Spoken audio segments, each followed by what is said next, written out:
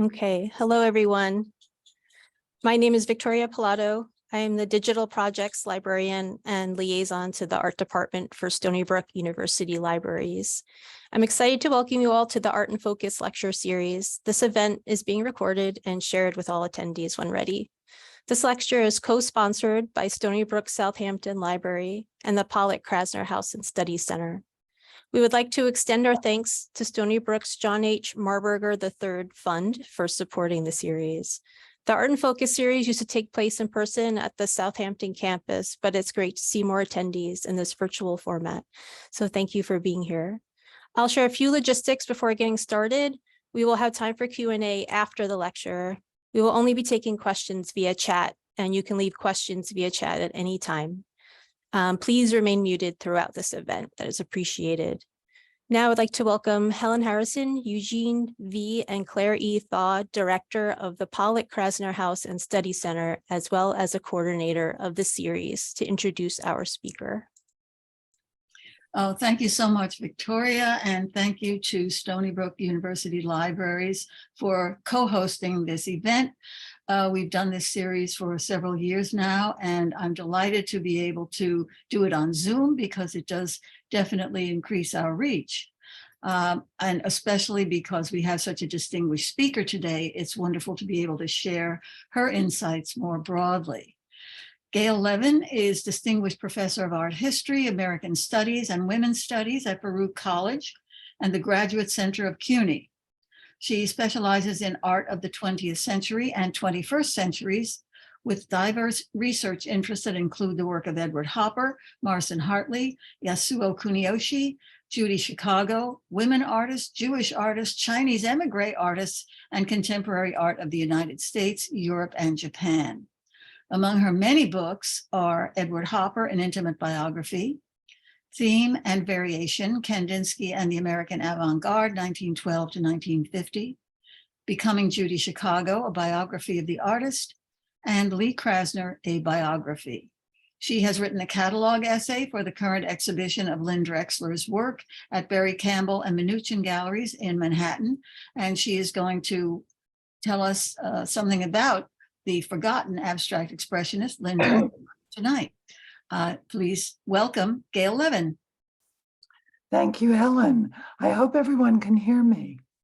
I'm very pleased to present this topic of Lynne Drexler, which I think is larger than the artist herself, because she really represents so many women artists of past generations who have not yet received their due. And that situation is gradually evolving. So imagine for a moment, let's see, I hope this is gonna, let me make sure that I can move that. Oh, here we go. Imagine the story of an artist, in this case a woman, who escaped from an art world rife with competition and her struggle to find herself, landing on this enchanted island of Monhegan, 12 miles off the coast of the state of Maine.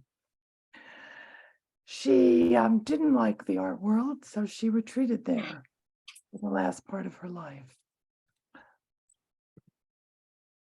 Here she is, and I'm gonna try to lower this. There. Lynne Drexler went so far as to write to a friend what her dealer could tell collectors who inquired about her. Advise them, she said, that I'd become a hermit, an eccentric one, and that I come to New York City only when provided with orchestra seats to the Met, she meant the Metropolitan Opera, and clubhouse tickets to the racetrack, and absolutely no talk of art or the scene. So after her death in 1999, her paintings began to be discovered, and collectors now compete to own them, thus the current shows.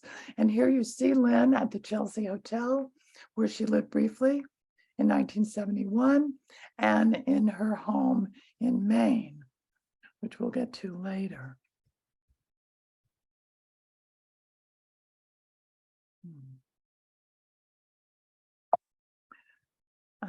There, okay. So now you see an example of her mature painting. There is virtually no early painting, but we'll get into that. This one's called Grass Symphony from 1962, and it's a large canvas, 50 by 68 inches, which I'm comparing to Van Gogh's, and I have it small in the lower right corner, painting called Long Grass with Butterflies from 1890.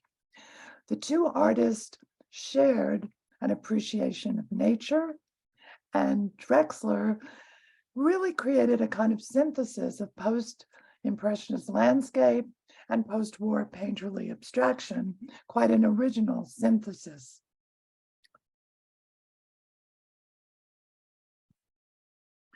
Here we have Lynne Drexler, where she was born in southeastern Virginia in 1928. She grew up around Newport News, Virginia, and later down the coast there. Her parents, she has the same name as her mother, except for the middle name, and they called her Lindy, and she was their only child. And sadly, Norman Drexler, her father, who managed a public utility, committed suicide at the age of 52 when she was in high school. Nonetheless, she would say she had a very happy childhood, which shows you can't believe everything artists say.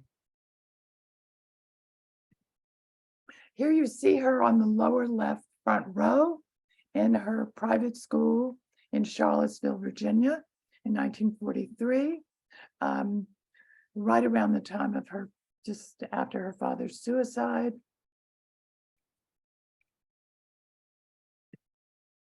Her mother managed to support Lynne for the rest of her days.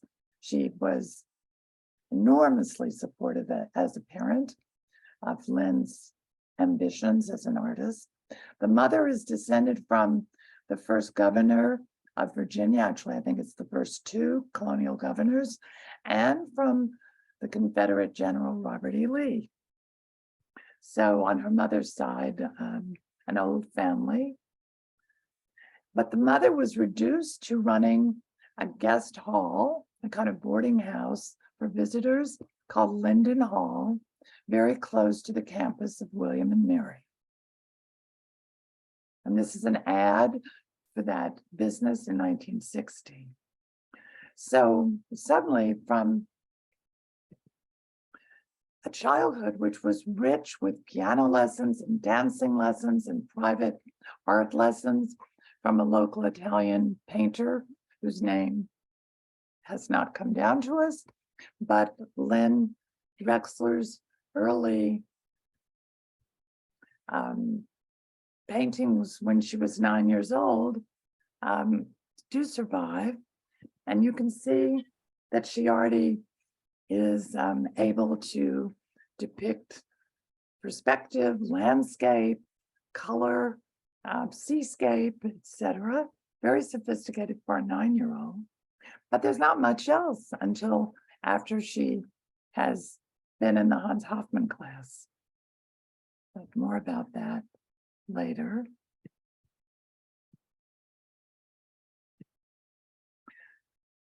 She did attend and graduate from something called the Richmond Professional Institute, which at the time was part of the College of William and Mary. It's part of another school now. And the head of the art department is somebody worth noting, although it's not clear that Drexler actually studied with Teresa Pollock, who was deeply devoted to modernism and actually pursued going to New York to study modernist paintings and sent several students there. Here you see an example of her work, that is Teresa Pollock's painting. And we do know that Drexler was active in the theater department. She directed a play, she acted in plays, and that's all under the chairmanship or chairwomanship of Teresa Pollock. So we can think of Richmond as a very isolated, insular, conservative Southern community, But there was this modernist really promoting modernism in that community. And among the artists she promoted around the time of Lynne Drexler was Nell Blaine, who went to study with Hoffman in New York and is 6 years older than Drexler. And Judith Godwin, who is 2 years younger than Drexler and also went to study with Hoffman in New York.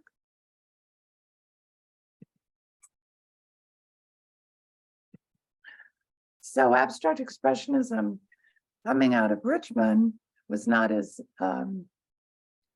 surprising as it might seem.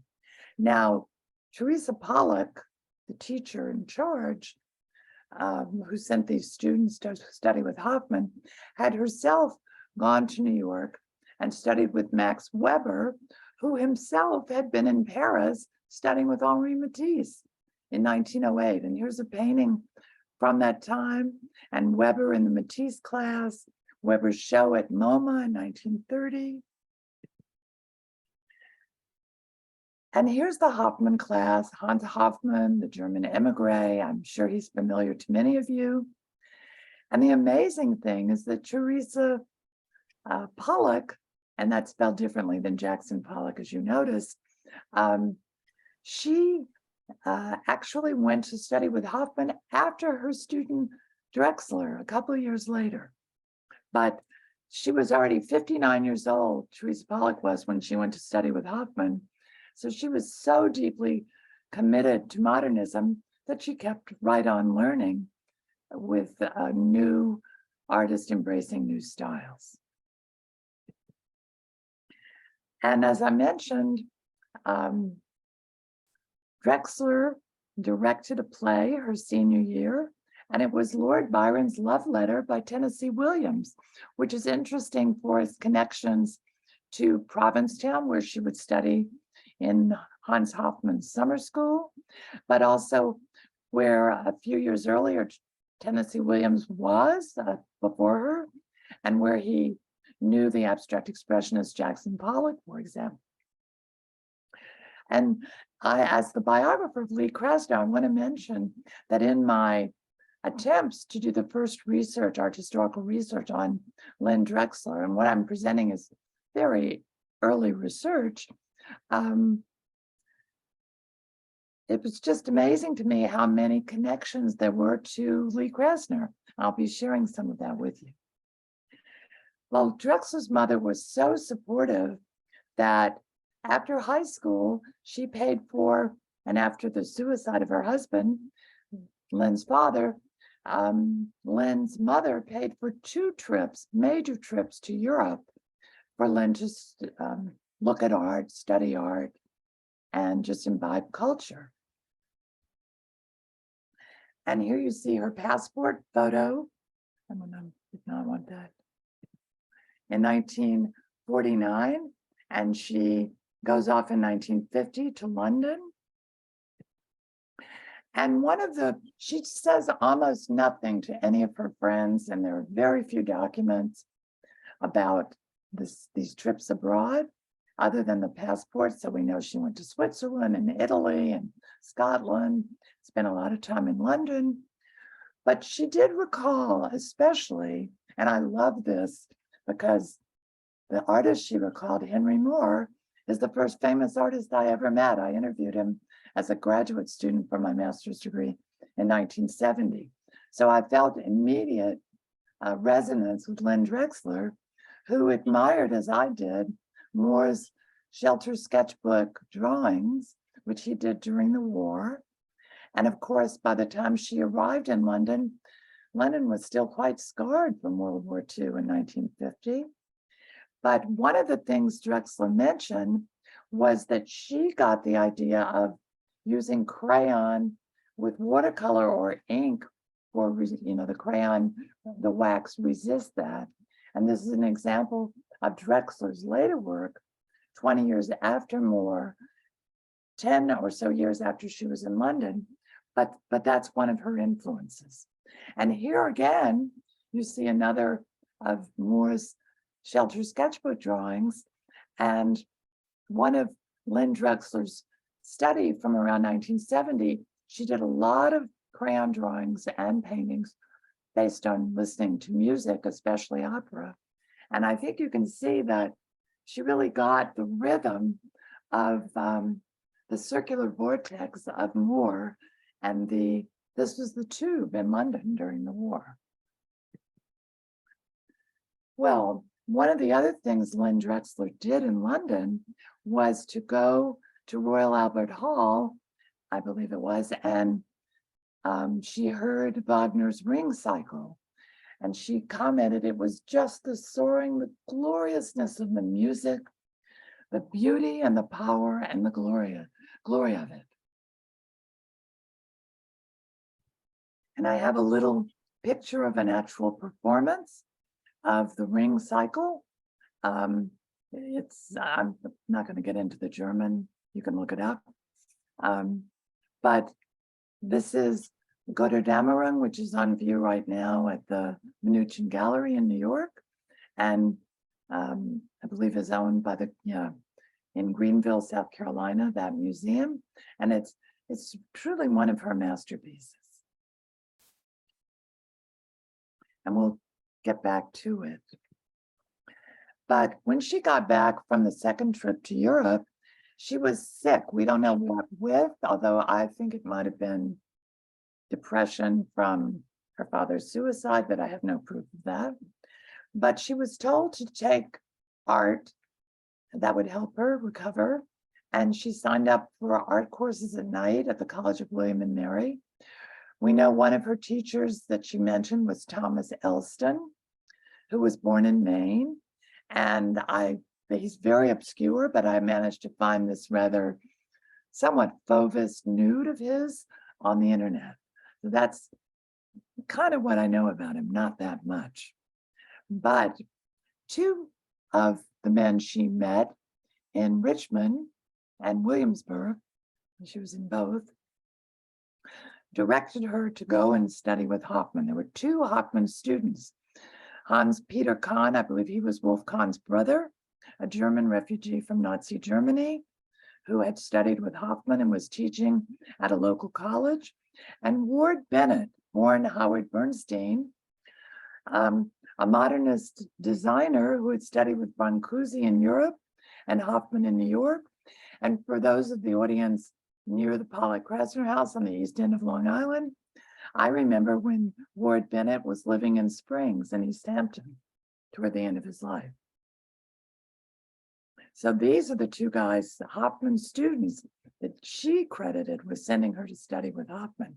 So here you see Lynne with the long hair in the middle, sometime after she arrived in New York City.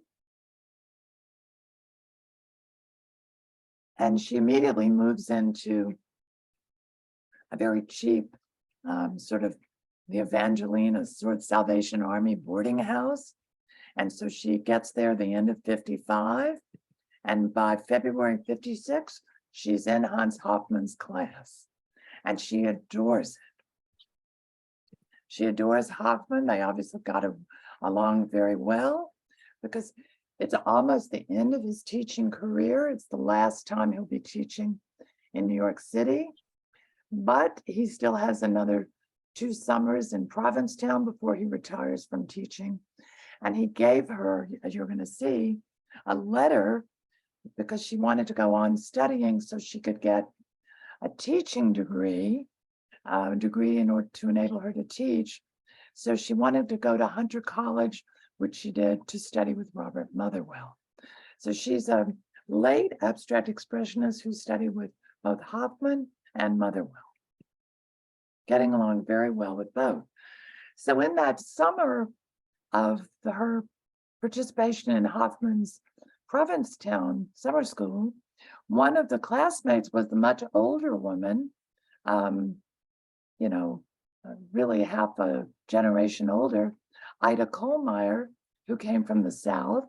And here you see one of Ida's abstract expressionist paintings from the time.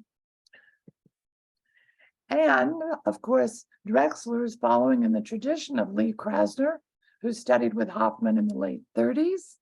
And here you see her circa 1940, so the year she was studying with Hans Hoffman, and her friend, also a Hoffman student from those days, they became friends, Pearl Fine. And you see Pearl Fine's work from around the time that Lynne Drexler, just after the moment when Lynne Drexler, around the time she's studying with Hoffman and Motherwell. And in the Hoffman class in New York City was another East End artist who has a major installation in Bridgehampton, New York, and that's Dan Flavin. I'm showing you his Icon 5 and some of his early work. And he too was very influenced by Hoffman and Hoffman's interest in color and Matisse. So it's so interesting to me that Drexler became very obscure after all this study, despite her fabulous paintings, but some of the male artists like Flavin became super famous. So it's Hoffman's interest. He had known Matisse in Paris. They were together at the Académie Colarossi. And so this is already painted in America. He arrived in 1932 and stayed because of the Nazis. But he's already painting in a Fauves palette, and that would become very important to Drexler. And here we have Hoffman's work right before she's studying with him, a couple years before, Orchestral Dominance in yellow. And I think if you look at the lower left corner with the short brush strokes, you will really get the direction that Drexler really adopted from Hoffman. So in his teachings, she found the famous theory of push-pull that he put forward. He called this phenomena that the painting surface works like a steam engine. Colors move in and out of depth like pistons. He said push and pull is not so simple as people think it is. It's actually the secret of three-dimensionality on a flat surface, creating space, deep, deep space, without destroying the surface, without drilling a hole in the surface. And you notice this is called orchestral dominance because Hoffman's teaching also encourages students to make musical analogies in visual arts, which Drexler would draw on for many, many years into the future. And Hoffman, of course, expressed his enthusiasm for the art and writings of Vasily Kandinsky and knew his work very well and emphasized, like Kandinsky, that a painting could be a form of visual music. He wrote, quote, "My ideal is to form and to paint as Schubert sings his song and as Beethoven creates a world in sounds. That is to say, the creation of one's own inner world through the same human and artistic discipline. An inner sensation can find external expression only through a spiritual realization," end quote.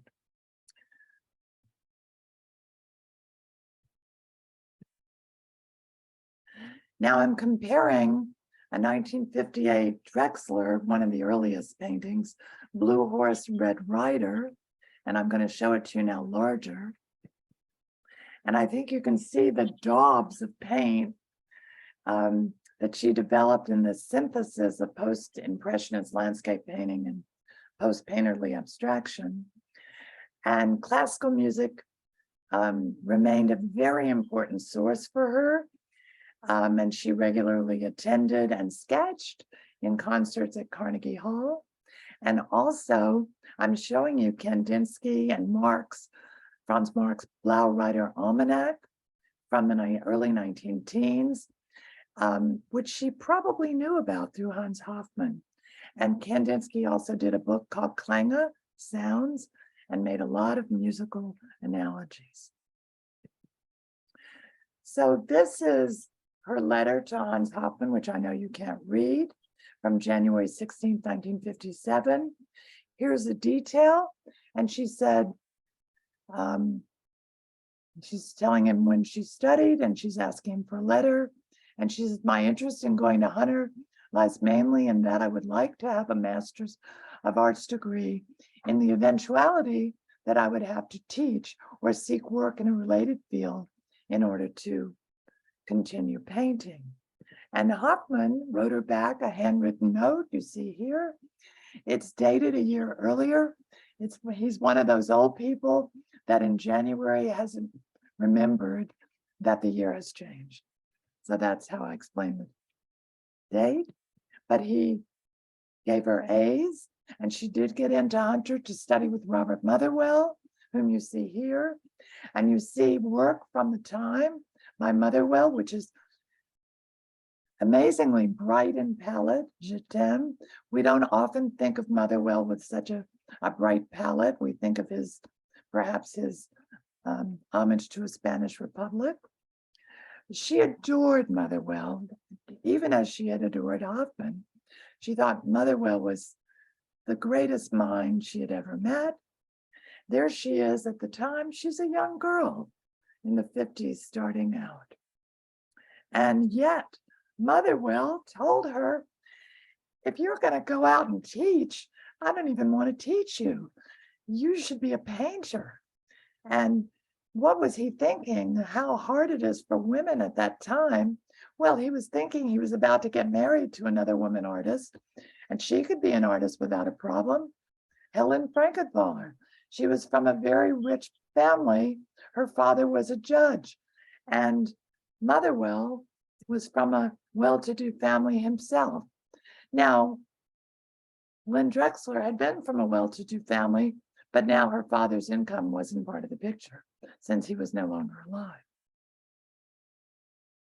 But her mother did continue to support her and believe in her.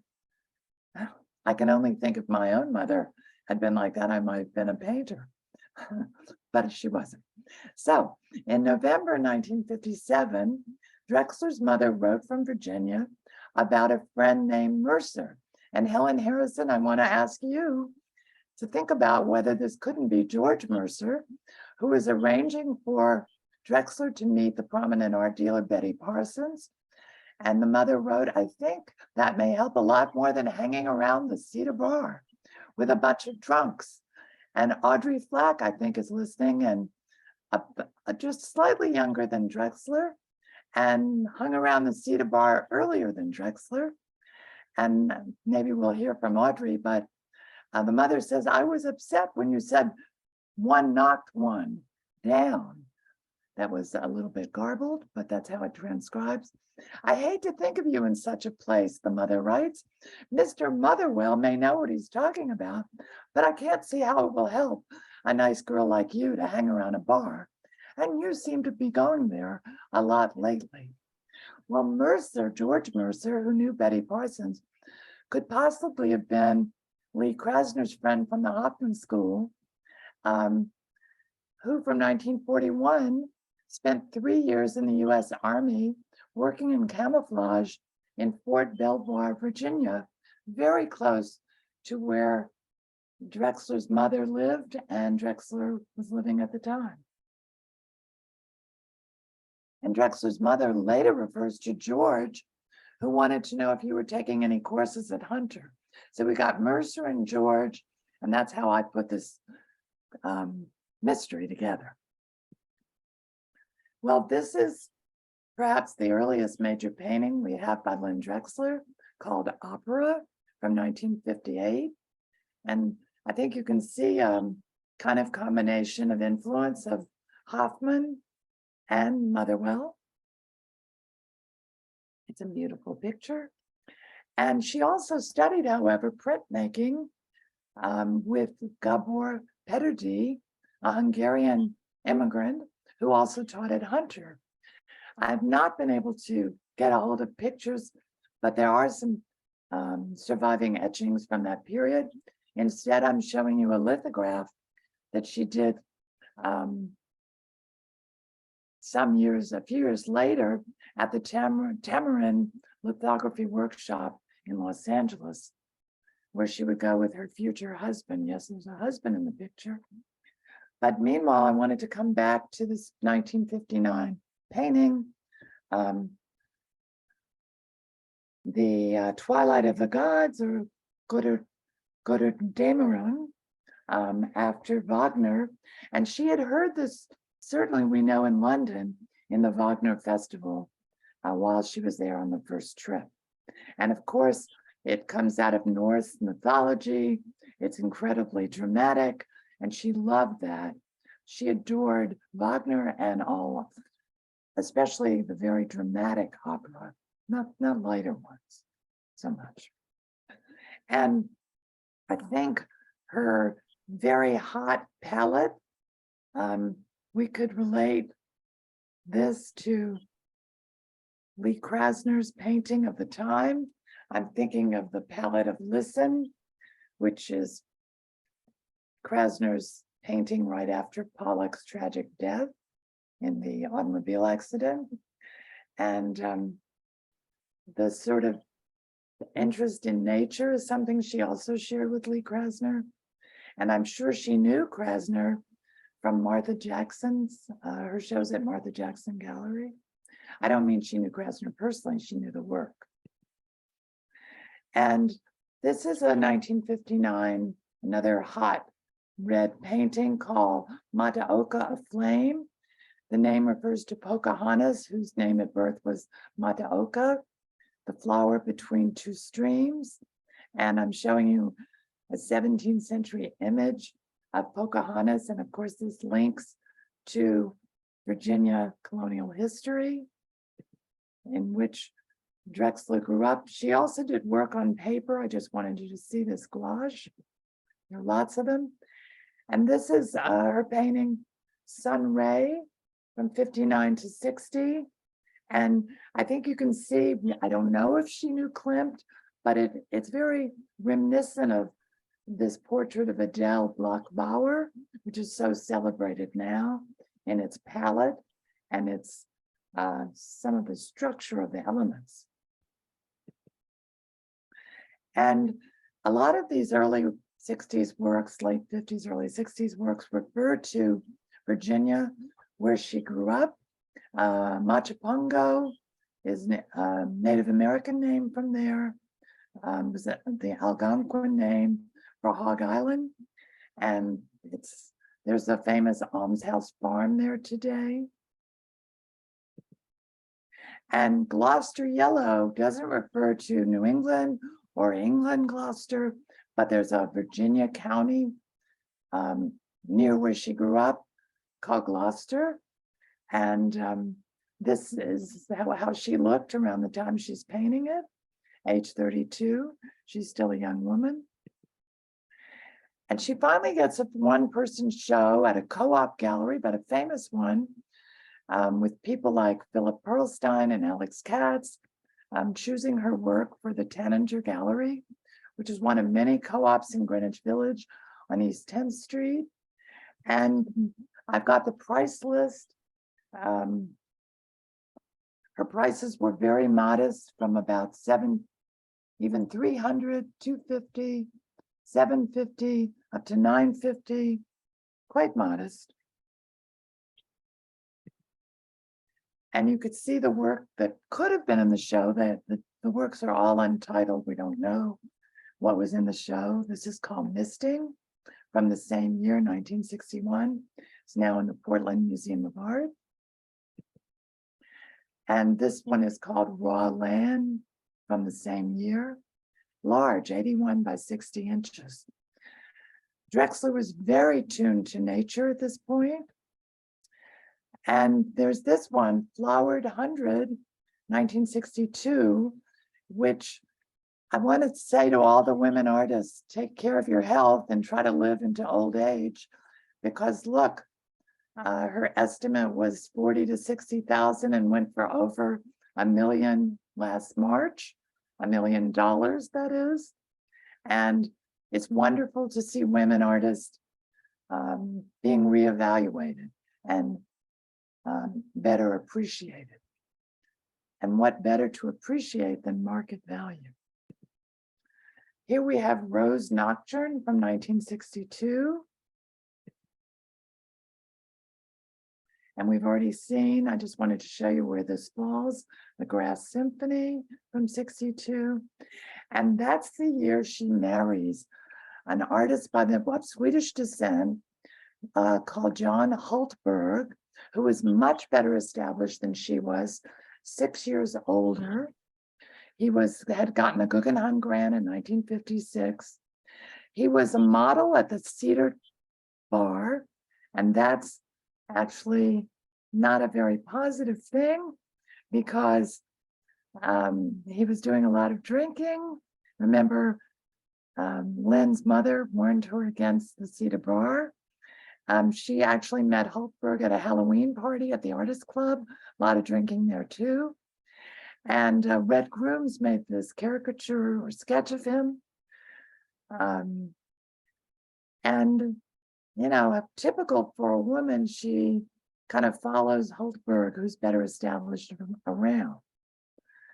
And eventually, they become somewhat competitive.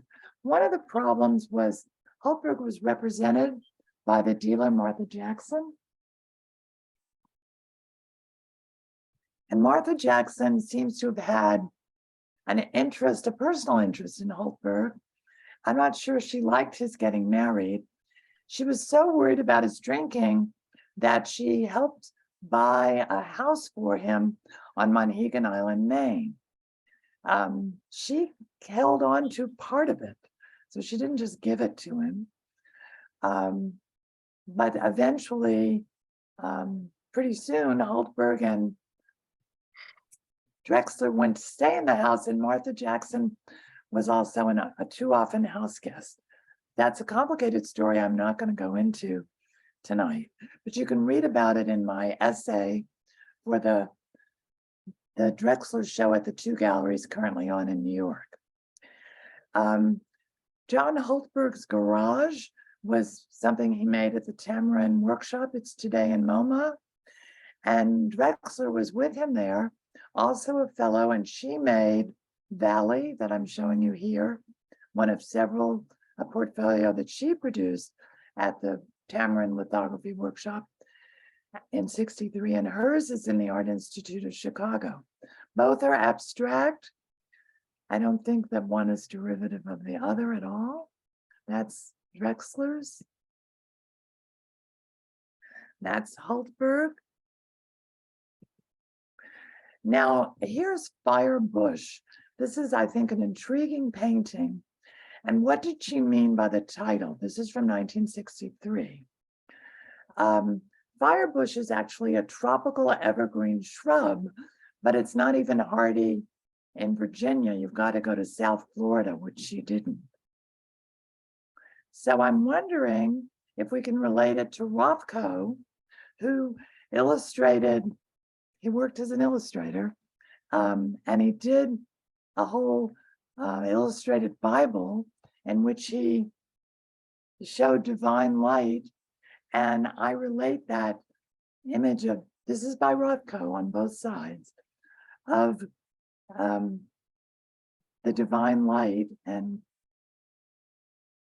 from the Bible, and Exodus recounting that God spoke to Moses out of the burning bush. And I think that the visible fire that was not consumed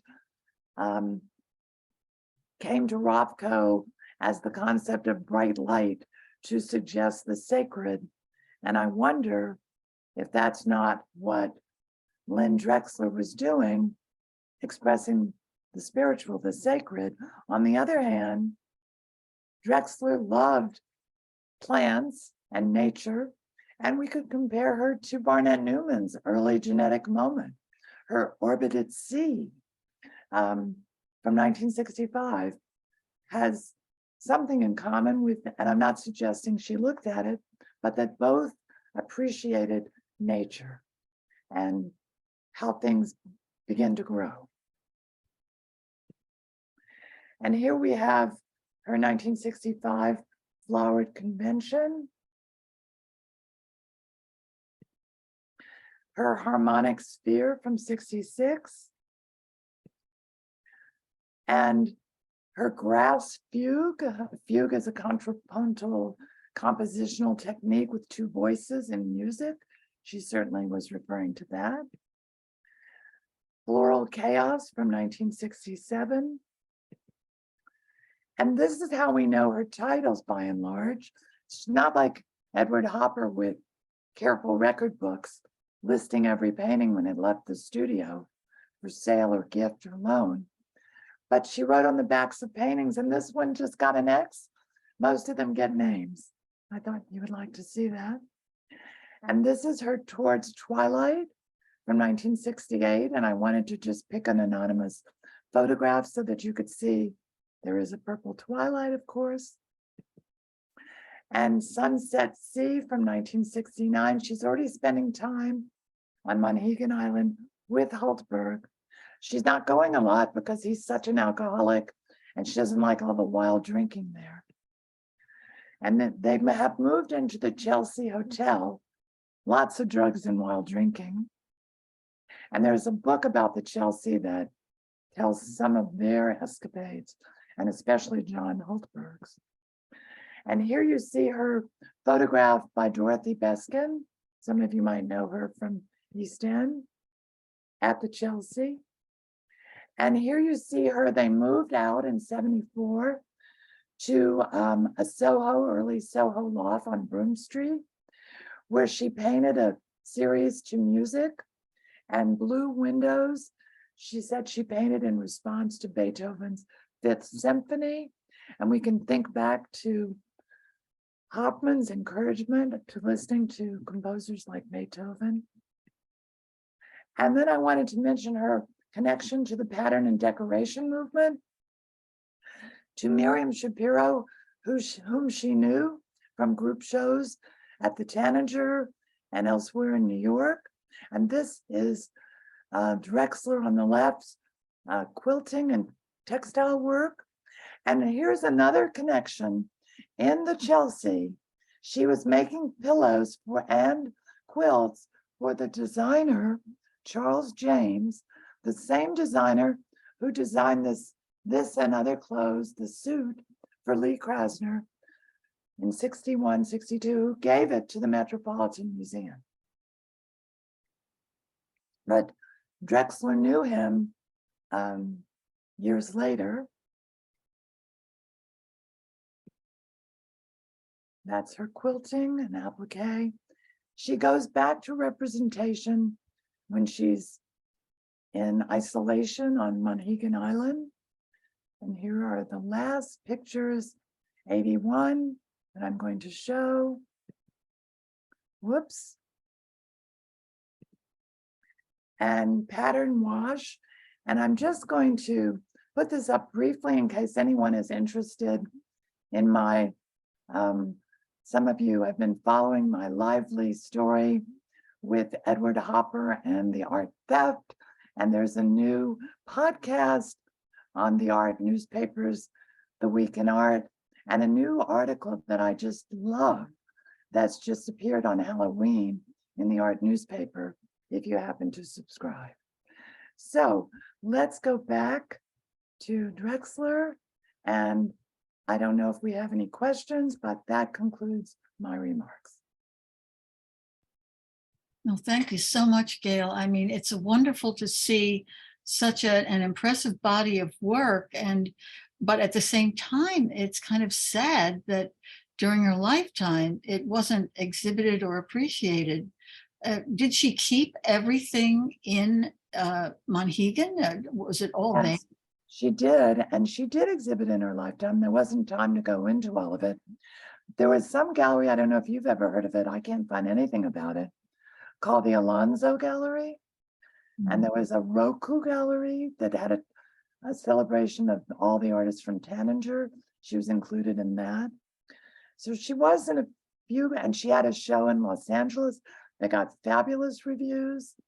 So she did exhibit, but when she went to Monhegan, she was really forgotten. That's pretty remote. And then she was the year-rounders on Monhegan adored her, and they gave her a show in the Monhegan Museum. Shortly before she died of cancer, she left her art to her friends on Monhegan, and they've sold it, and that's how it's being marketed now. So yeah, she really didn't have a lot of appreciation during her lifetime. Nothing like what she's got now, or starting to get now. So if anyone has any questions or comments, we would appreciate them in the chat. Oh, I see Roz Diamond asked, she'd like to ask a question. And and Cassandra Langer says it would be interesting to listen to the music and show the paintings. Very powerful lecture. Thank you so much. So let me find Roz and I will unmute her. Okay, if you could unmute yourself, Roz, you can ask your question. Hello. Oh, thank you. That was a wonderful presentation to this artist that I really knew nothing about, unfortunately. Happens too often, but really appreciated it. I have to say, as an artist who accidentally began working with digital media in the 80s as a response to our technical world, looking at this woman's very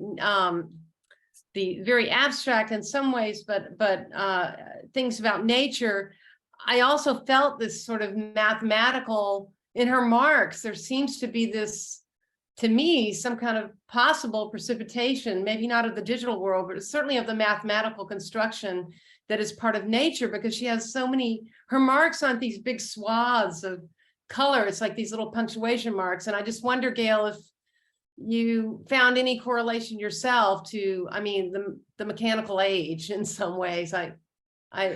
I see your point, but there's no evidence that's come up. And she worked certainly later when there were eyewitnesses on Monhegan close up, but there she was already more representational. But she worked very intensely close up and very methodically. So I'm afraid a lot about her remains mysterious. Well, thank you. It was an incredible, excellent presentation connecting to all the different movements going on too. Thank you. Thank you. I see John Van Sickle. Can you unmute yourself? I think I have to do it.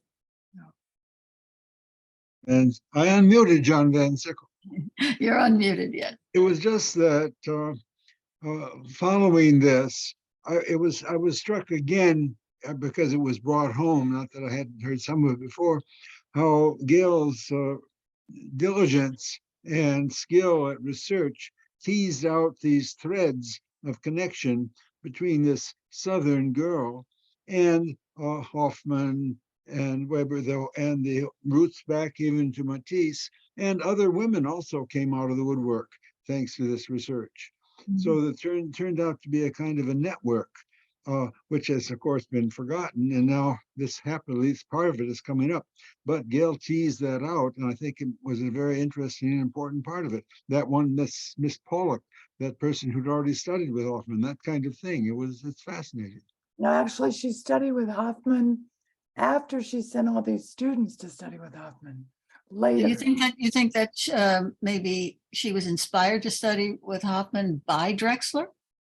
Well, she already had the other two women that I pointed out.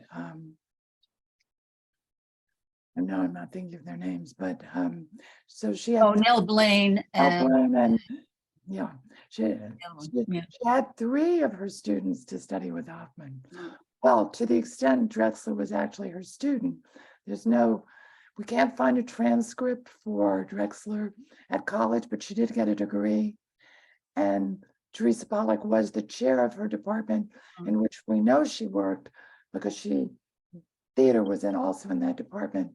And she's all over the college newspaper as working in drama.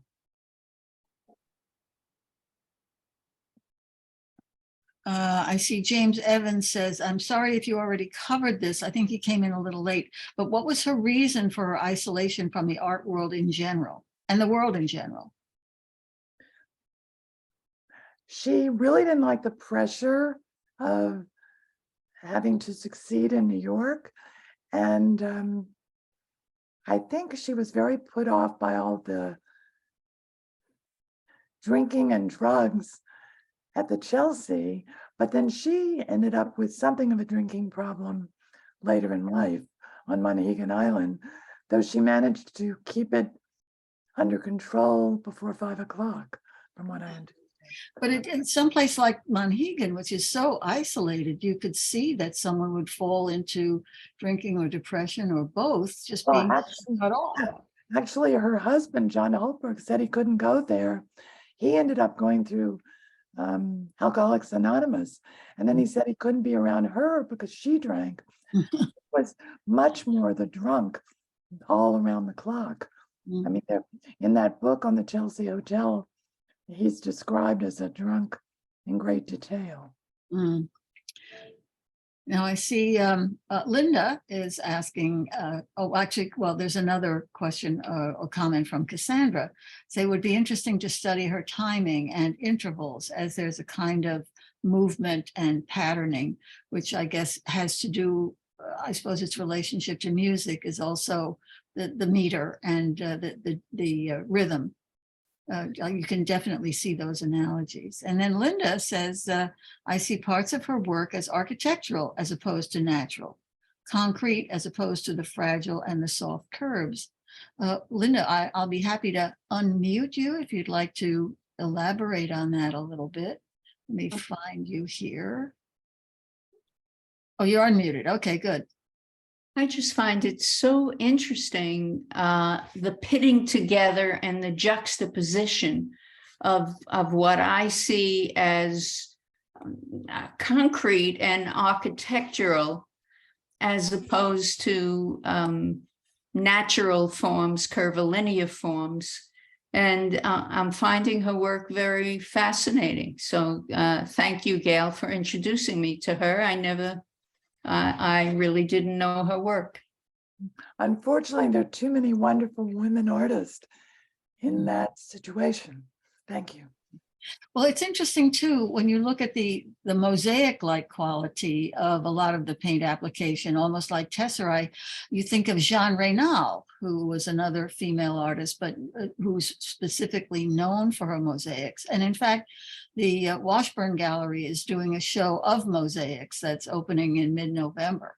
And it would be interesting, it will include not only Pollock's mosaic, the only one that he ever did, as far as we know, and a full-size reproduction of one of Lee Krasner's glass mosaic table tops, which should be interesting, although we couldn't get the actual table. But there were, particularly Jean Reynal would have, I think, a certain affinity with this kind of work. I think that's true. Oh, which book on Chelsea? Thank you. Oh, gosh, I have it. I think I have it somewhere else. Did it just come out recently? No, but you can find it footnoted in my catalog for the Barry Campbell and Mnuchin galleries. Mm-hmm. Maybe I'll try to post it on Facebook for those people who are. Oh, that would be good. Be interesting. There's so many books on the Chelsea, and I forget the name of the author. Okay. Apologies to the author, but it's somebody that knew Drexler at the Chelsea and Holtberg. Okay. Any other comments? Oh, I see Cassandra saying again, it's also prismatic.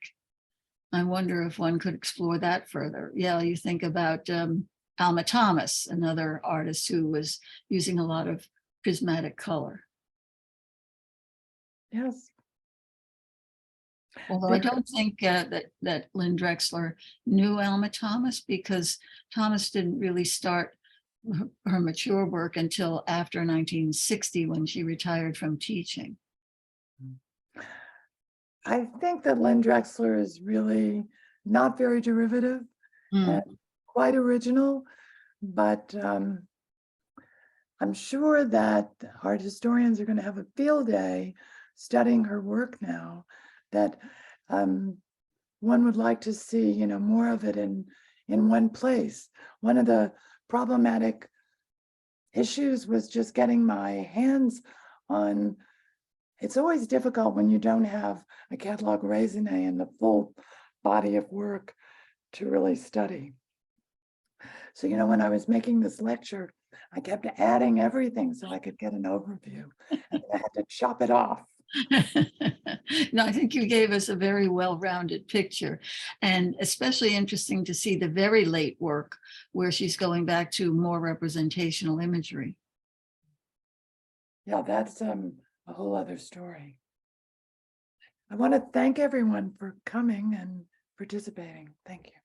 Oh, it says the book is by Florence Turner and it's called At the Chelsea. Oh, good. Yes. Thank you. That's Thank you, Michael Rancourt, for that. I didn't think about it right now.